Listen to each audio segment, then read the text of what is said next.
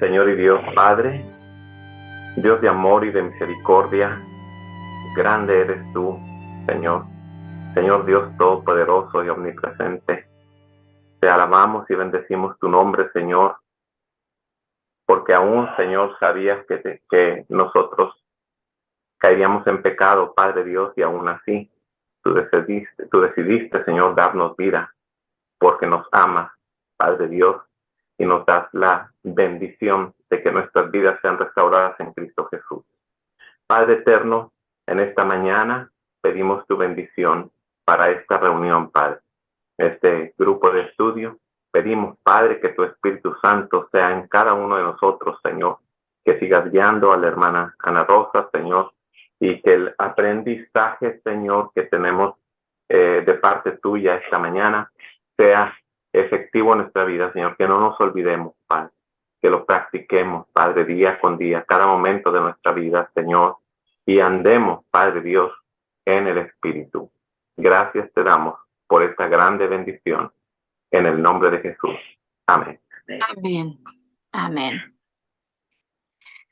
Bueno, estamos otra vez aquí esta mañana, agradecidos con el Señor, porque nos ha traído con vida y con salud toda esta semana. Así que agradecidos seguimos y agradecidos viviremos por su gracia, ¿verdad?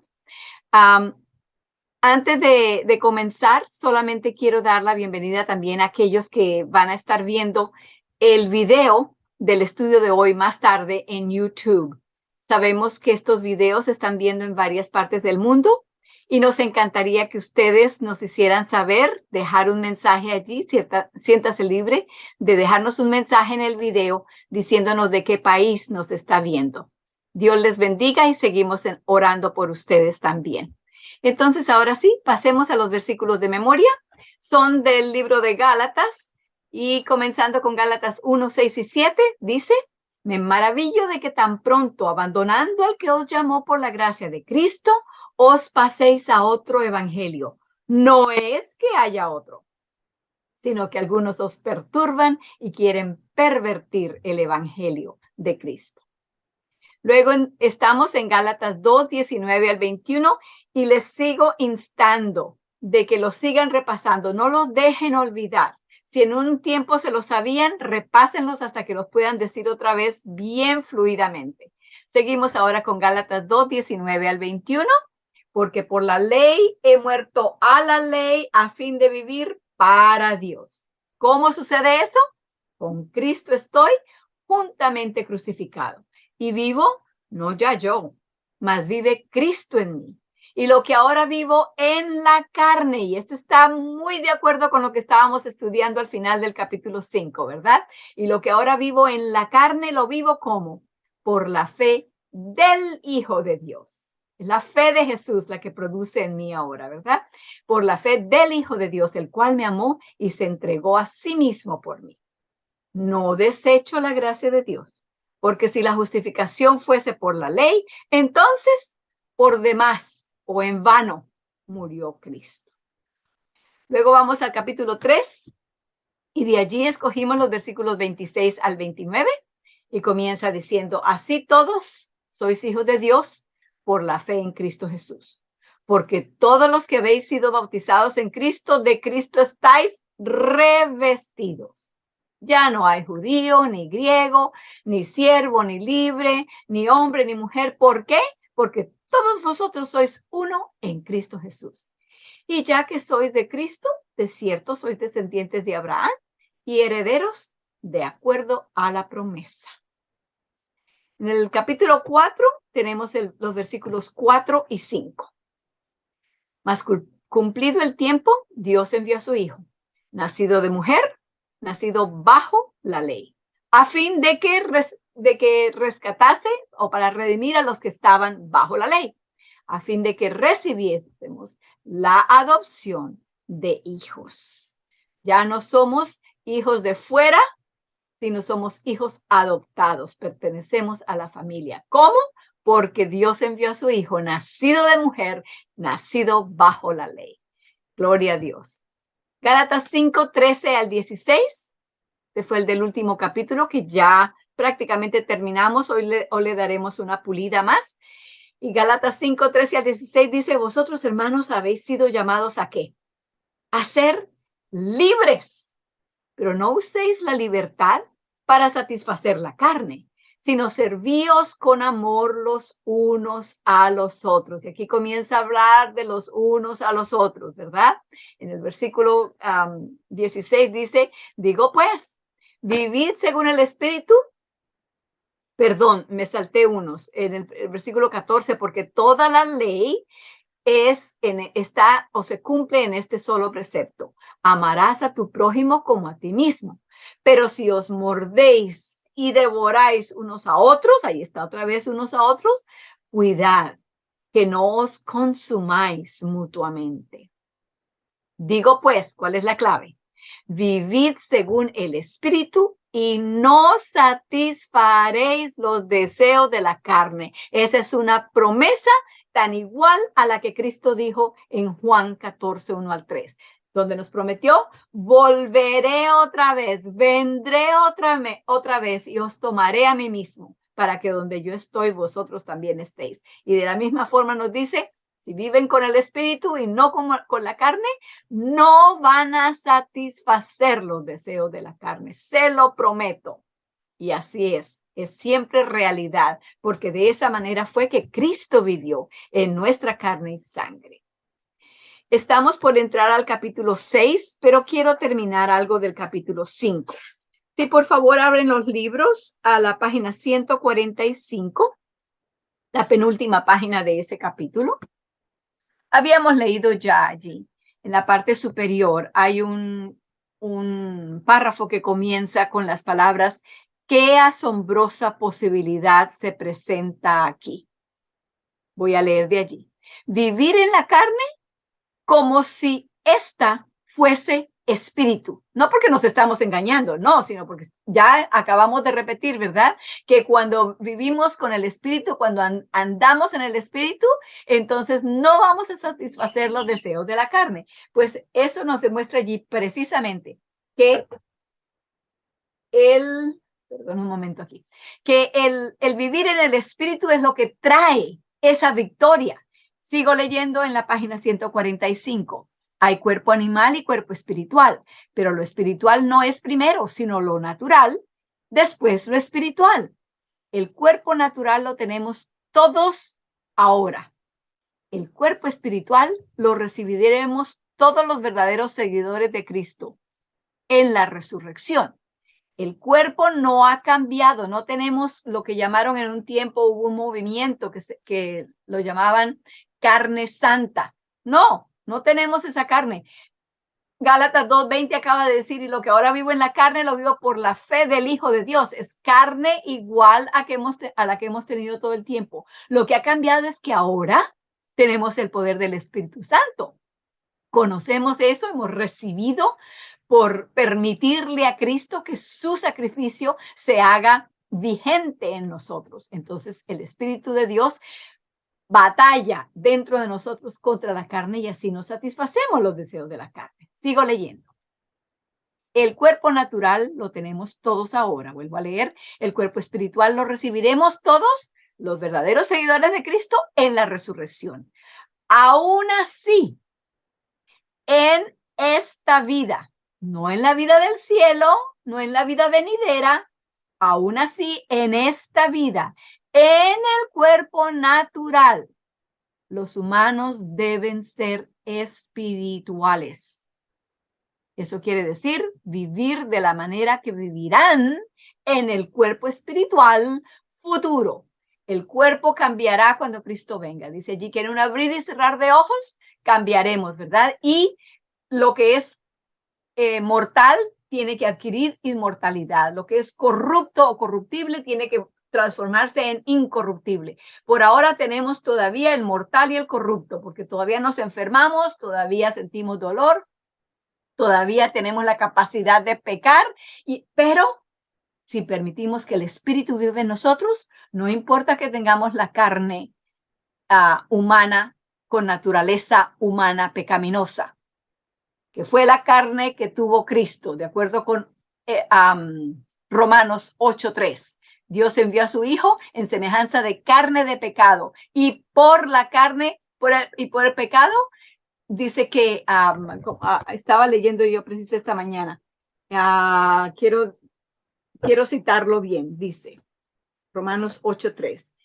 Porque lo que era imposible a la ley por cuanto era débil por la carne, Dios enviando a su Hijo en semejanza de carne ¿de qué? De pecado. Y a causa del pecado, condenó al pecado en la carne. Así que el pecado ha sido condenado en su carne y en mi carne, en la carne en la que vivimos ahora. Por eso, las buenas nuevas, vuelvo a leer allí, aún así en esta vida, en el cuerpo natural, los humanos deben ser espirituales. ¿Cómo? Vivir de la manera que vivirán en el cuerpo espiritual futuro. Entonces, ya habíamos leído el resto de esta página y quiero terminar aquí con una cita que viene de manuscritos publicados de 1891. Se encuentra también en el libro Eventos de los Últimos Tiempos. Y dice así: si quieres ser santo en el cielo, primero debes ser santo en la tierra. Los rasgos de carácter que albergas en vida no serán cambiados por la muerte ni por la resurrección. Saldrás de la tumba con la misma disposición que manifestaste en tu hogar y en la sociedad. Jesús no cambia el carácter a la hora de su venida. No es allá cuando se va a cambiar el carácter, es ahora. Sigo leyendo. El trabajo de transformación debe hacerse ahora. Un paréntesis allí. Debe hacerse ¿cómo y por quién? No por nosotros, sino tenemos que permitirle a Cristo, permitir al Espíritu que vive en nosotros. Y así es como es transformado. Sigo leyendo. Nuestra vida diaria está determinando nuestro destino.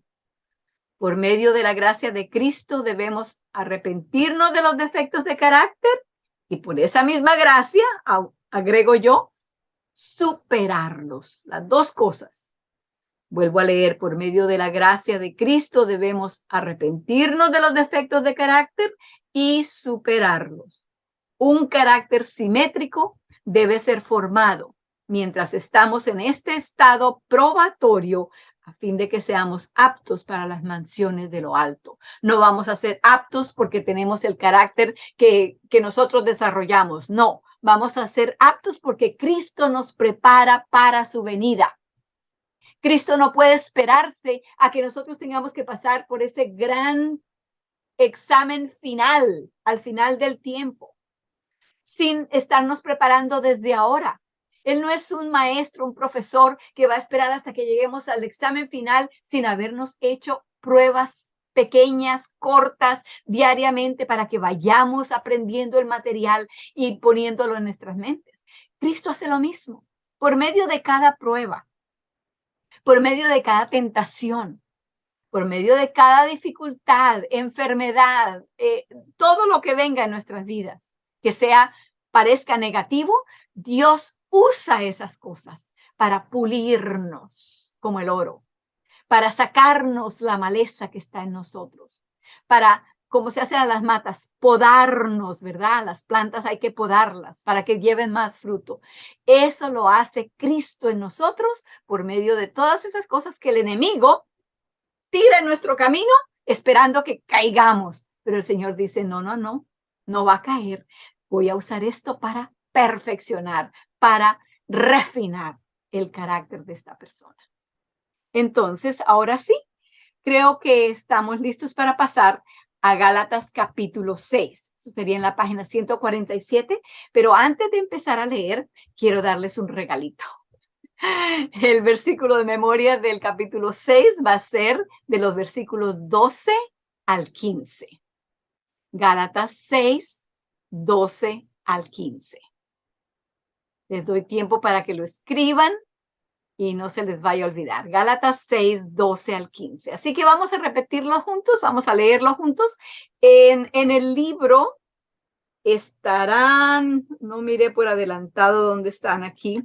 del 12 al 15. En la página 161 comienza el 12 y el 13. Y en la página 164 está el 15. Sí, 12, 13 y 14 está en la página 161 y el 15 está en la página 164, pero si tienen sus Biblias, pues igual de allí lo podemos leer. Vamos a leerlo, pues. Los que quieren ostentarse según la carne, noten allí la ostentación o el orgullo, la vanagloria, todo eso. Los que lo quieren hacer, pero de acuerdo a la carne, ¿qué es lo que están haciendo?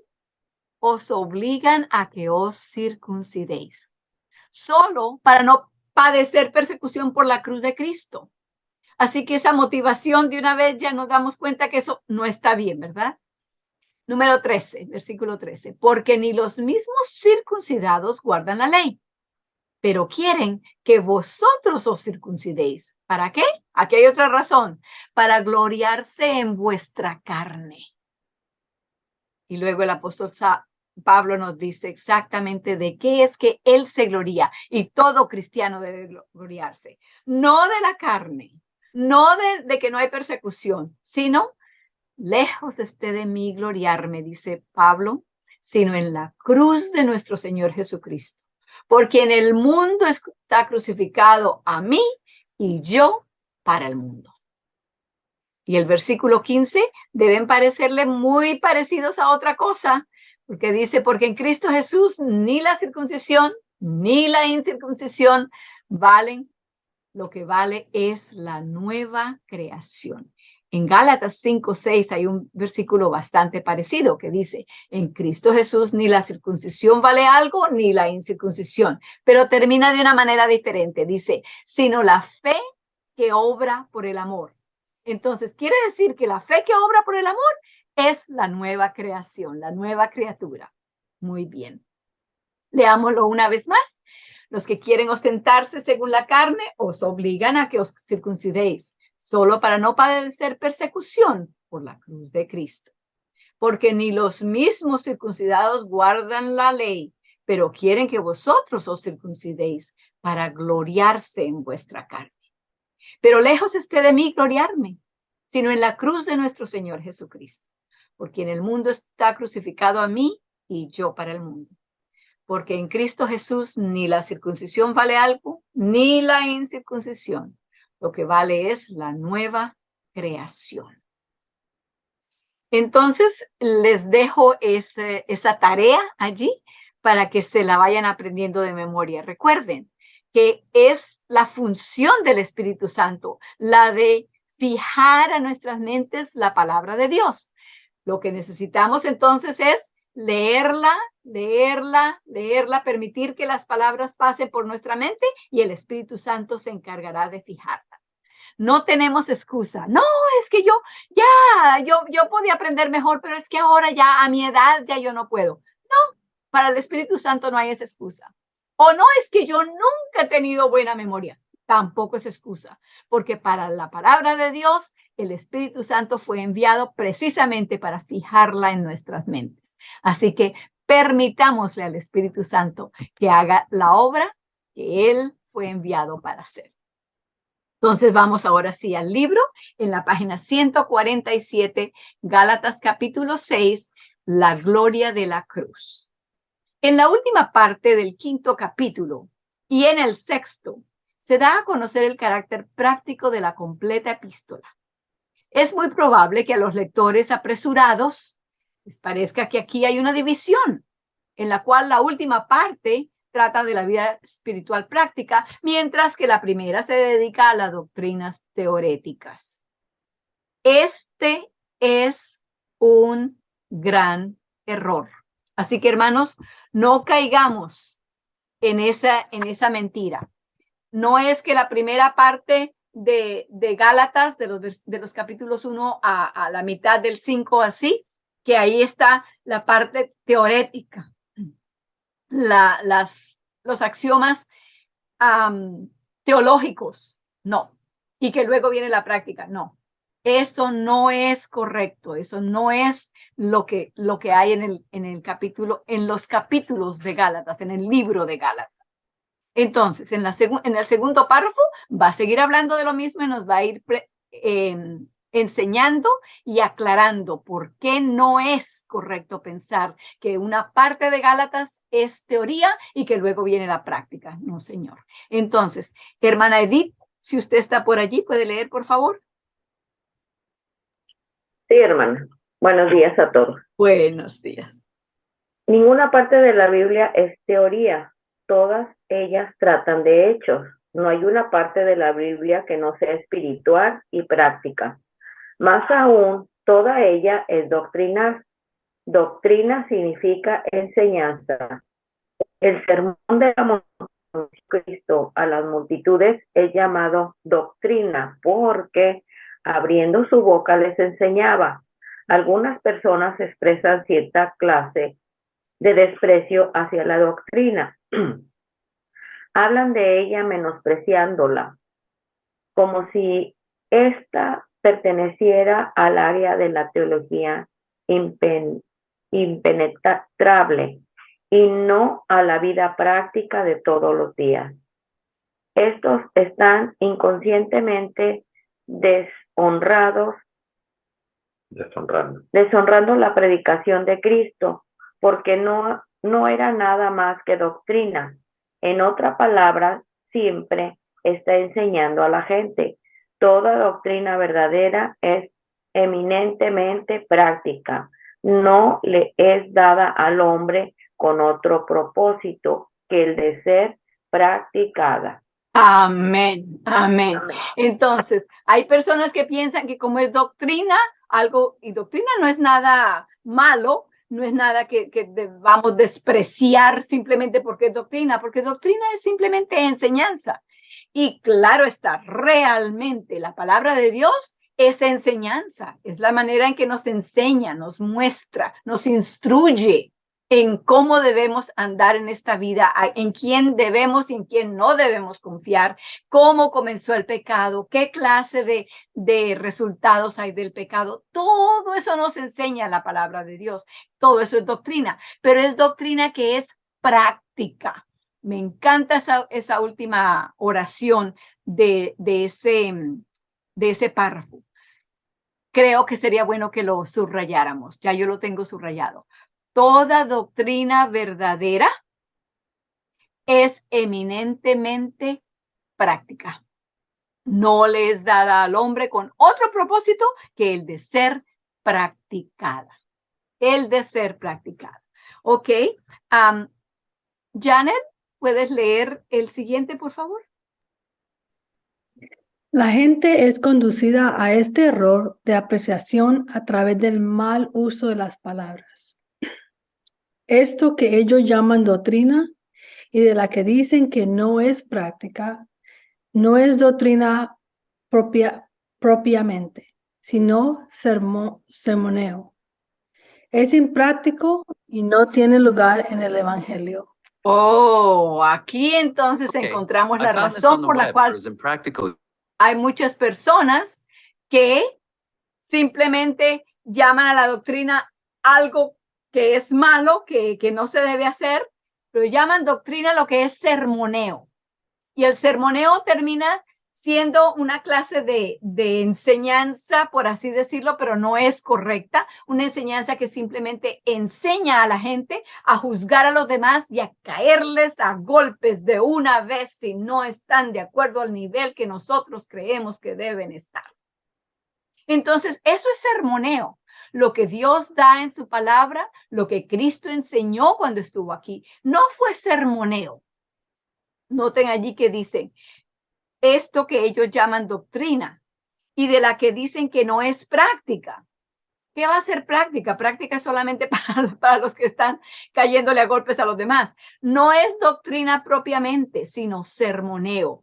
Es impráctico y no tiene lugar en el Evangelio. Vamos a ver cuáles son los resultados del sermoneo. Hermano Sixto, por favor. El propósito de la epístola se observa claramente en esta última parte. No ofrece terreno para controversias, sino que las silencia conduciendo a los lectores a someterse al poder del Espíritu, cuyos frutos son amor, gozo, paz, paciencia, benignidad, bondad. Su propósito es reclamar para el Evangelio a aquellos que han pecado contra Dios al tratar de servirle siguiendo su propio y débil camino y guiarlos a servirle en novedad de espíritu. Todo el anterior así llamado argumento de la sección precedente de la epístola es simplemente la demostración del hecho de que las obras de la carne son pecado. Puede evitarse solo a través de la circuncisión de la cruz de Cristo, al servir a Dios en espíritu y no confiando absolutamente en la carne. Exactamente. Y allí tenemos un nuevo término. ¿Lo notaron? Dice que esta forma de tratar de vivir por las obras de la carne, que son pecado, eso se puede evitar solo a través de ¿qué? A través de la circuncisión de la cruz de Cristo. No está hablando allí de la circuncisión de los judíos, ¿verdad? No, está en la circuncisión de la cruz de Cristo. ¿Qué es la circuncisión de la cruz de Cristo? Ahí está la definición. El servir a Dios en espíritu, no confiando absolutamente en la carne, lo cual nos llama a leer un poquito por adelantado. Vamos a Gálatas. No, perdón, no es ni siquiera en Gálatas, es en Filipenses. Filipenses capítulo 3. Filipenses capítulo 3, creo que es 3:3, sí. Filipenses capítulo 3, versículo 3. José, ¿lo tienes? Ajá. Por los que adoramos por medio del Espíritu de Dios, somos los verdaderos circuncisos. Confiamos en lo que Cristo Jesús hizo por nosotros. No depositamos ninguna confianza en Él, esfuerzos humanos. Amén. Allí está Pablo hablando a los filipenses y dice lo mismo que acabamos de leer aquí en el libro de Gálatas. Los que son verdaderamente circuncidados del corazón, que hemos permitido que Dios ponga su amor en nosotros, que es lo único que puede entonces producir en nosotros las obras del Espíritu, los frutos del Espíritu, las obras de Cristo, los frutos de la vida de Cristo. Esa es lo único que puede traerlo. Dice, son los que son circuncidados y nos gloriamos en Cristo solamente y no tenemos ninguna confianza en la carne. Quiero añadir lo siguiente aquí para asegurarnos. ¿De qué carne está hablando? Que no debemos confiar. ¿Hay alguien que me pueda ayudar con esa respuesta? Cuando el apóstol Pablo dice allí, nos gloriamos en Cristo Jesús, no teniendo confianza en la carne. En nosotros mismos, en nuestro ser, nuestro deseo o pensar que nosotros podemos hacer algo. Porque es cierto que la Biblia en Jeremías 17, creo yo que es, donde dice que maldito el hombre que confía en el hombre. Y es cierto, no podemos estar confiando en ningún ser humano porque los seres humanos nos van a fallar, nos van a chasquear, no nos van a cumplir lo que nos prometieron. Solamente Dios es el que no cambia y el que nunca falta a su palabra. Entonces es fácil pensar, claro, no debo de poner mi confianza en carne, en los demás, pero eso incluye a nosotros mismos.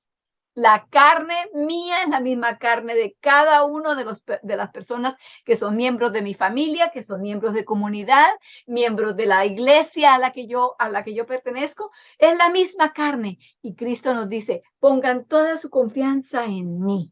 No la pongan ni en otras personas ni en usted mismo. No se olvide que usted mismo es su peor enemigo. Porque en el mismo Jeremías capítulo 17 también habla y dice que el corazón es perverso y más corrupto que cualquier otra cosa.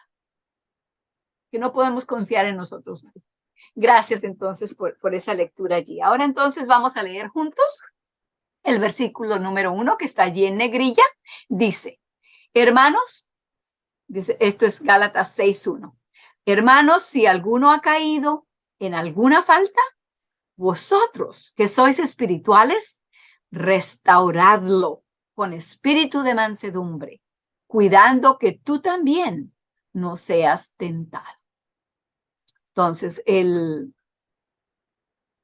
párrafo que comienza después de eso, José, ¿puedes leer? Ajá. Ok. Dice,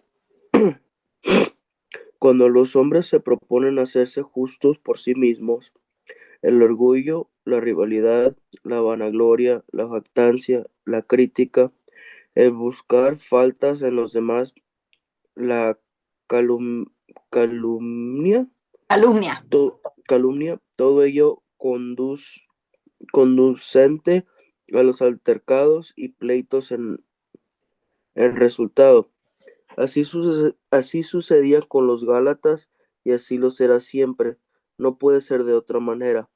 Cada individuo tiene una propia concepción de la ley, pues habiendo determinado ser justificado por la ley, le reduce el nivel de su propia mente, de manera que el individuo puede juzgar y no se resiste la tentación de examinar a sus hermanos y a sí mismo por ver si alcanzan la medida que ha impuesto. Si su Ok. ojo Antes de seguir, pongámosle atención allí, atención doble a un par de cosas.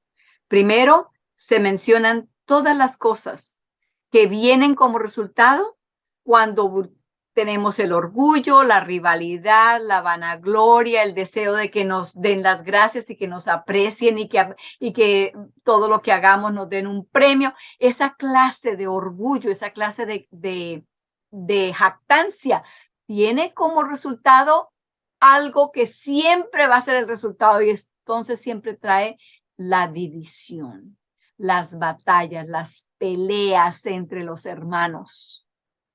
Eso fue lo mismo que sucedió entre los discípulos. Los discípulos estaban tan seguros de sí mismos. Ay, yo, pensaría Pedro, yo voy a ser el secretario de comunicaciones porque yo soy el que primero hablo, yo soy el que me expreso mejor, sin darse cuenta que siempre lo que hacía era decir lo que no debía decir y hablar antes de su turno.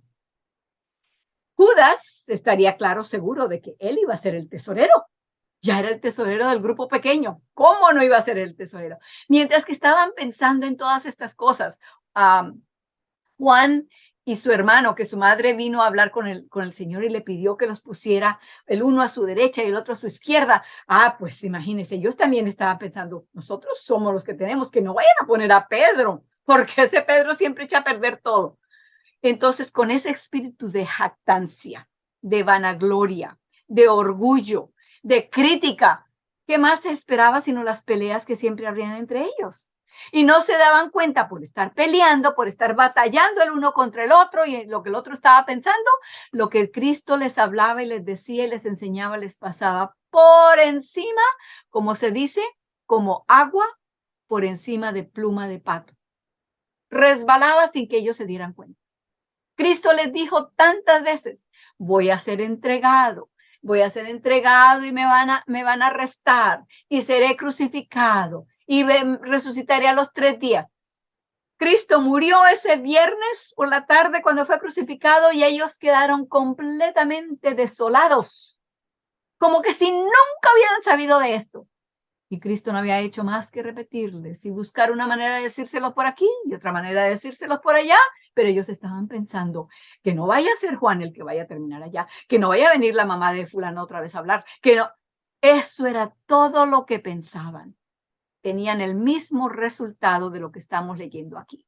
Y luego dice allí, y es algo que quisiera que lo subrayaran para que lo noten más, dice, cada individuo tiene su propia concepción de la ley, pues, habiendo determinado ser justificado por la ley, la reduce al nivel de su propia mente, de manera que el individuo pueda juzgar.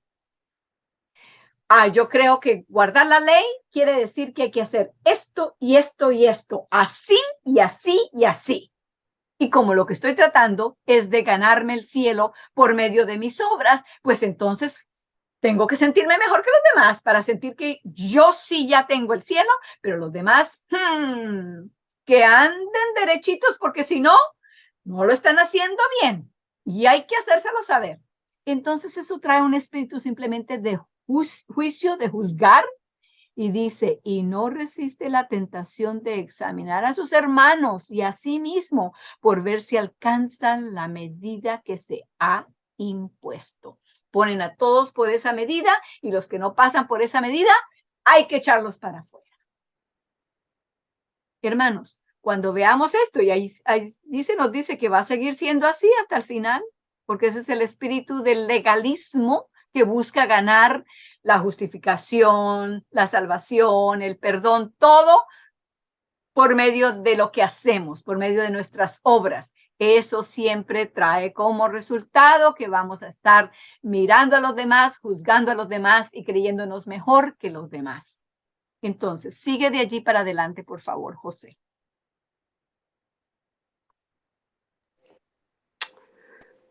Si su ojo crítico detecta a uno que no está caminando conforme a su norma, procede inmediatamente a entenderse con el ofensor, el cual, si es humilde sumisión no a Dios sino a sus jueces, no acepta sus condiciones.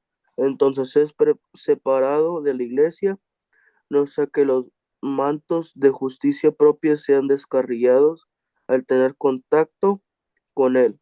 Ahí viene Los el resultado. Ahí viene el resultado. Hermanos, estoy segura que si no hemos pertenecido, tal vez ahora pertenezcamos a una comunión, una congregación cristiana, tengamos cuidado de que no ese virus de legalismo no se vaya a albergar en nosotros.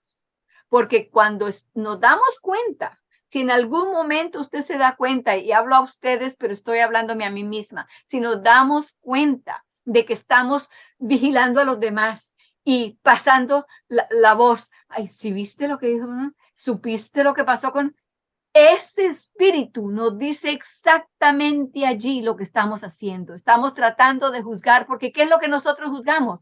Lo exterior, lo de fuera. Y es cierto que lo de fuera muestra lo que hay en el interior, pero en vez de juzgarlos, debemos orar por ellos. Y al orar por ellos, Dios nos presentará la oportunidad para que hablemos con ellos. Pero solamente si hemos orado por ellos hasta el punto en que estemos decididos a que podemos y daremos nuestra vida por esa persona si fuere necesario. Eso se nos dice en Testimonios volumen 1. Cuando vayamos a hablar con una persona, asegurémonos de que oramos por esa persona primero antes de hablar con ellos. No salgamos de una vez con lo primero que tenemos. Oremos por esa persona y pidamos al Señor que en nuestro corazón amemos de tal manera a esa persona, que el espíritu de amor de Dios se posesione de tal modo de nuestro corazón hacia esa persona, de manera que si fuera necesario, estaríamos dispuestos a dar nuestra vida. Cuando amamos a la persona de esa manera, entonces podemos hablarle, porque no lo vamos a juzgar, no le vamos a caer a golpes, no lo vamos a sacar y a repartir las noticias a todas partes, sino que estamos buscando salvar a la persona, no sacar a la persona. Sigue leyendo, José, por favor.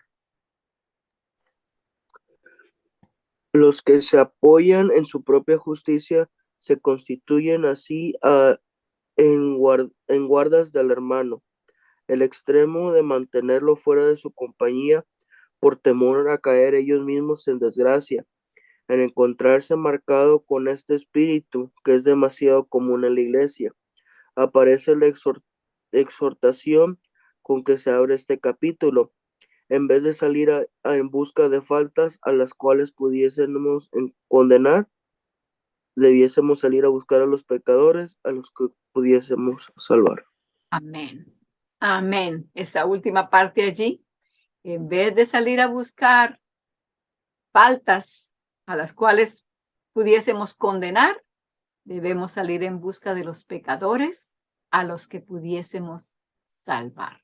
Pero es solamente si tenemos el amor de Dios en nosotros. Algunas veces cuando he hablado de esto, hay personas que han hecho la pregunta siguiente. Pero entonces, ¿cuándo sabemos que sí amamos a la persona suficiente? Mejor entonces es no hablar con ellos para no tener que estar pensando si la amo o no la amo, ya estoy listo o no estoy listo. No, hermanos, esto no es un requisito que debemos entonces tomar para decir, no, eso es demasiado difícil. Mejor yo no lo hago, lo dejo que la persona siga haciendo lo que esté haciendo. No, eso no es mi negocio. Eso a mí no me importa, no tiene que interesarme. Que Dios se encargue de la persona. Hermanos, Dios nos ha puesto aquí para que seamos guardas de nuestro hermano, pero no guardas para caerles a golpes, guardas porque queremos guardarlos. Queremos que se queden, queremos que sean parte del grupo que en el final van a recibir a Cristo con gozo. Esa es una diferencia allí. Va a seguir hablando un poquito más de esto de guarda del hermano allí en el siguiente párrafo. Pero tengamos estas cosas en cuenta. No pasemos por encima la responsabilidad que Dios nos ha dado, porque si no estaremos haciendo lo mismo que Caín. Vamos a hablar un poquito más de eso. Mari, ¿tú puedes leer, por favor? Claro que sí, hermana. Buenos días. Gracias, buenos días. Dios dijo a Caín, pero si no obras el bien, el pecado está a la puerta deseando dominarte, pero tú debes dominarlo. Génesis 4:7. El pecado es una bestia maligna, acechando en secreto, observando cada oportunidad para atacar y vencer al desprevenido. Su deseo es contra nosotros, pero se nos ha dado poder para ganarlo. Para gobernarlo. No reine pues el pecado en vuestro cuerpo mortal. Es imposible, sin embargo, es posible, sin embargo, aún de ninguna manera necesario que aún el más celoso en la fe sea vencido por el pecado. Ok, noten allí. Es posible que caigamos en pecado. ¿Por qué es posible? Porque tenemos naturaleza pecaminosa, ¿verdad? La llevamos dentro de nosotros mismos. ¿Saben? El enemigo ni siquiera tiene que presentarnos la tentación muchas veces. Decimos, ay, sí, es que Satanás me tentó. Satanás no andaba por ahí ni en 20 millas. Dentro de nosotros mismos teníamos el deseo ya allí puesto, lo hemos practicado, se ha vuelto un hábito. Y si no lo tenemos, nos sentimos como las personas que están dependientes del tabaco o de la cafeína. Ay, se sienten que no pueden vivir un minuto más si no comen, si no hacen, si no tienen esa clase de sustancia. Entonces lo tenemos ya dentro de nosotros. Entonces dice allí, no es, aunque de ninguna manera necesario, no es que sea necesario que caigamos en el pecado, pero es posible que caigamos. No empecemos a pensar ahora, no, yo ya no peco, ya no hay posibilidad. No, porque dice la Biblia también, mas el que piensa que no caiga, mas el que piensa no caer, mire que no caiga, ¿verdad? No miremos a los demás y los acusemos, porque de la manera que ellos caen, nosotros también podemos caer. No caminamos sobre agua. Pedro caminó sobre el agua porque el poder de Cristo lo mantuvo allá, pero en el momento que quitó los ojos de Cristo, ¿qué pasó? Le pasó lo que le pasa a todas las personas que van al agua, van a la playa, no pueden caminar sobre el agua, no podemos. Por nosotros mismos no, pero con el poder de Dios sí. ¿Podemos hundirnos? Sí, pero ¿debemos hundirnos? ¿Es necesario que nos hundamos? No, eso es lo que dice allí. Es posible, sin embargo, aunque de ninguna manera necesario, que aún el más celoso en la fe sea vencido por el pecado. Es posible, pero no es necesario. No tenemos la excusa de que, bueno, es que yo soy pecador. No, yo no soy perfecto. Y con eso pasamos por encima de lo que hicimos y lo dejamos como si hubiera sido bien. Siga leyendo, hermana Mari, por favor.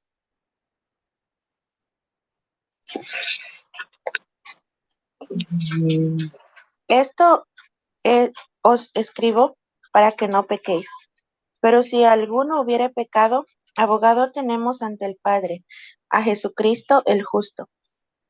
Él, perdón, Él es la víctima por nuestros pecados, y no solo por los nuestros, sino también por los de todo el mundo. Primera de Juan 2, 1 y 2. De manera que aun cuando una persona sea vencida por cualquier transgresión, debe ser restaurado y no ser arrojado fuera. Amén. Amén. ¿Cómo les parece esta instrucción? Ahora, volviendo otra vez al tema de ser guarda de su hermano. Recuerdan ustedes que eso sucedió precisamente en Génesis 4, ahí hay uno de los versículos citados, cuando Caín llevó esa ofrenda que no fue agradable a Dios porque no era lo que representaba a Cristo como el Salvador del mundo. Y entonces cuando Dios aprobó de la ofrenda de Abel, porque él sí trajo un corderito que era el símbolo del Cordero de Dios, entonces Caín, en vez de decir, el problema es mío porque yo traje lo que no debería haber traído. Yo me rebelé contra Dios. Yo le estoy llevando la contraria a Dios. No, lo que hizo fue buscar la excusa y ponerse bravo con su hermano. Se sintió tan mal que Cristo vino y le habló y le dijo, ¿por qué has cambiado hasta la cara? Se te ha cambiado tu parecer. Estás tan enojado que se te ve por encima. Y él, no, yo estoy bien. Le dice, oye, si tú no dominas el pecado te va a dominar a ti. Eso es lo que dice ahí en el versículo 7. Pero si no obras el bien, el pecado está a la puerta, deseando dominarte. Pero tú debes dominarlo.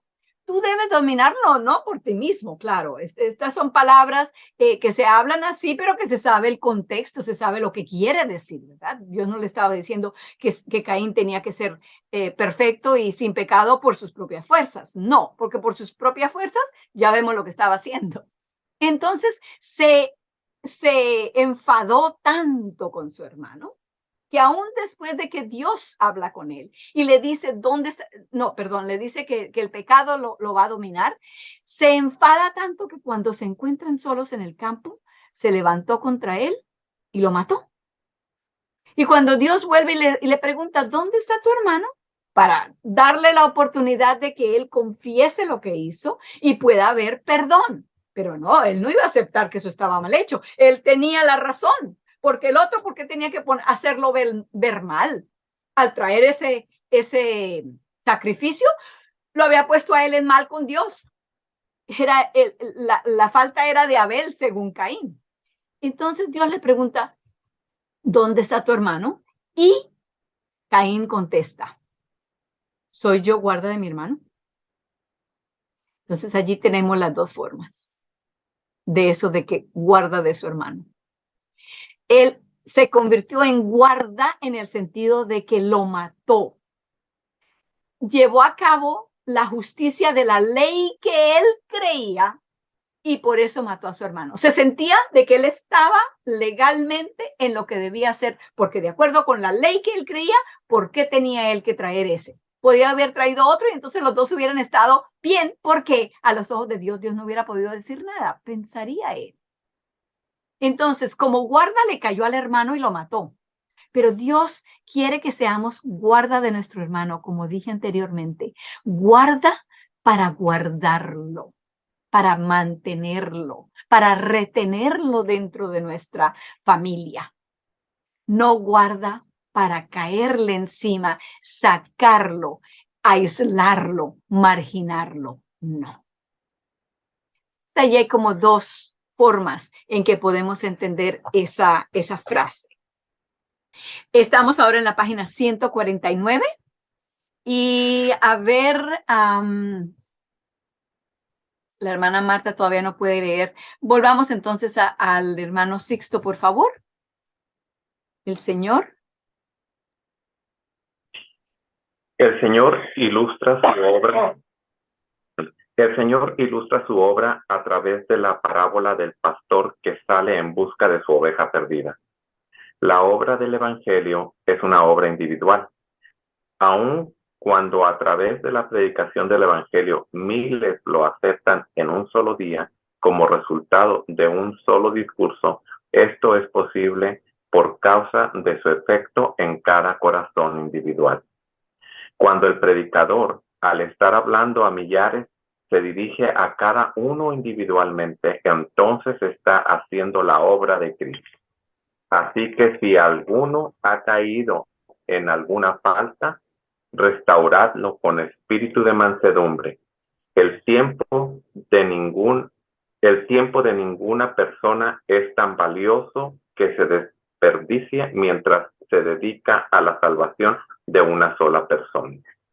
Algunas de las más importantes y gloriosas verdades que tenemos registradas al haber sido pronunciadas por Cristo fueron dirigidas a un solo oyente, aquel que vela y cuida de los corderos individuales del rebaño. Es un buen pastor. Porque el buen pastor no solamente mira al rebaño como un grupo. Ah, sí, se ven todas bien. No, a cada una le dedica su cuidado. Y de esa manera, entonces, aunque estemos hablándole a un grupo, la palabra de Dios está dirigida a cada individuo.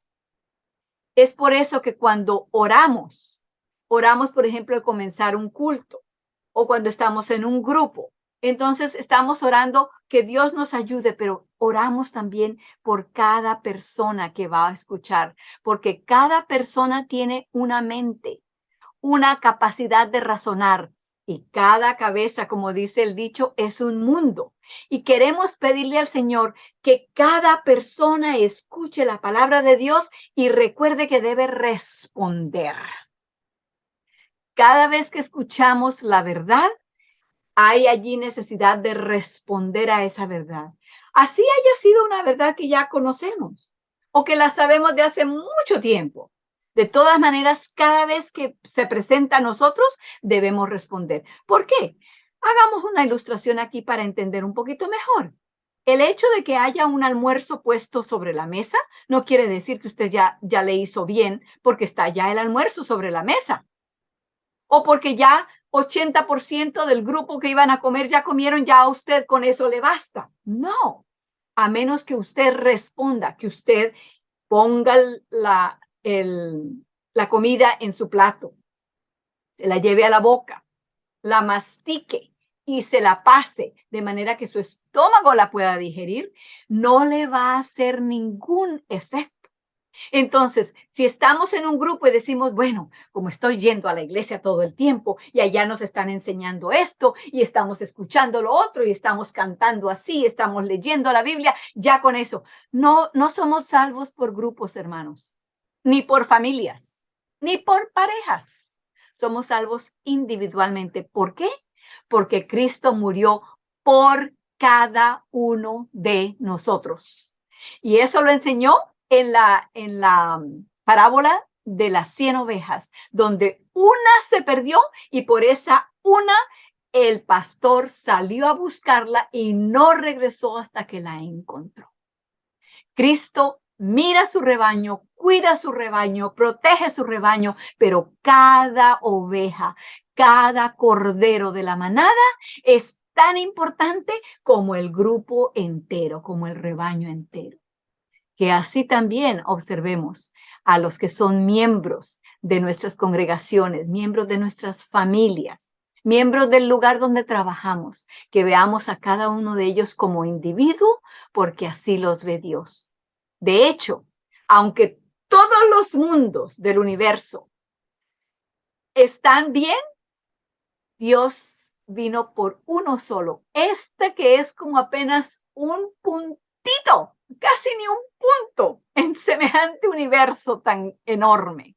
Sin embargo, por este solo planeta, Cristo vino a morir por cada uno de nosotros en este planeta. Qué amor tan grande.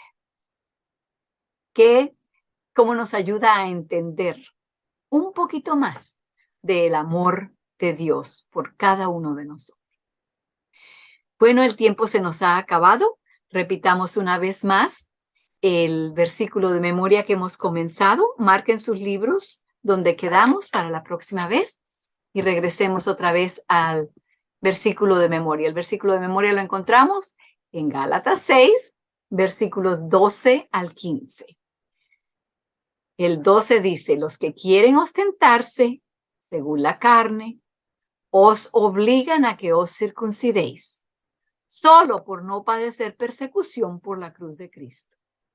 Precisamente esta es una de las razones por las cuales el apóstol Pablo escribe la carta a los hermanos Gálatas, porque él se ha enterado de que esos hermanos judíos que habían aceptado a Cristo como el Mesías, sin embargo, habían aceptado a Cristo con el Mesías para ponerlo junto con el resto de todo el legalismo que habían llevado antes. Y ahora vienen a los hermanos de Galacia y les dicen: ¿ustedes creen en Cristo? Qué bueno que creen en Él. Sí, Él es el Mesías. Pero, ¿ustedes ya se circuncidaron? No, no somos circuncidados. ¡Ah! No, eso sí que no. Tienen que circuncidarse. ¿Cuál es una de las razones por las cuales tienen que se circunciden? Porque todavía siguen creyendo en las obras de la carne. Si no hacen ellos lo que creen que tienen que hacer, entonces no, Jesús no es suficiente. Cristo no es suficiente para salvarlos. Eso por un lado. Y por el otro, si seguían guardando solamente al Mesías, recuerden, ahora el gobierno romano está buscando a aquellos que estaban siguiendo a Cristo, porque según ellos se robaron el cuerpo de Cristo, así que hay que conseguir a los que lo mataron. No vamos a ser entonces perseguidos. No. Vamos entonces a decir que nosotros somos judíos de los que no creen en Él, para que así, siendo circuncidados, no tenemos que decir nada de Jesús y no nos van a perseguir por la cruz. Qué manera tan desviada la que tienen de pensar, ¿verdad? El resto de esto dice: porque ni los mismos circuncidados guardan la ley, pero quieren que vosotros os circuncidéis para gloriarse en vuestra carne. Pero lejos esté de mí gloriarme, sino en la cruz de nuestro Señor Jesucristo, por la cual el mundo ha sido crucificado para mí y yo para el mundo. Porque en Cristo Jesús ni la circuncisión vale de algo, ni la incircuncisión. Lo que vale es la nueva criatura, la nueva creación, lo que Cristo ha creado en nosotros. Nos creó al principio, creó como seres humanos, y ahora nos crea en el Espíritu Santo para que podamos vencer el pecado por medio de su muerte. Les invito a que nos postremos de rodillas para orar, para cerrar nuestra reunión.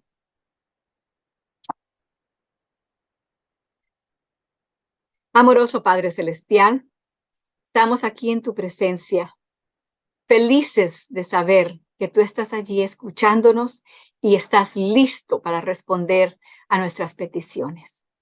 Te agradecemos, Señor, por la oportunidad que nos diste de escuchar tu palabra, de poder entender quién eres tú y cuánto nos amas, y de los resultados tan bellos que hay cuando permitimos, cuando creemos que eres capaz, que tienes el poder para salvarnos y para salvarnos al 100% de todos nuestros pecados.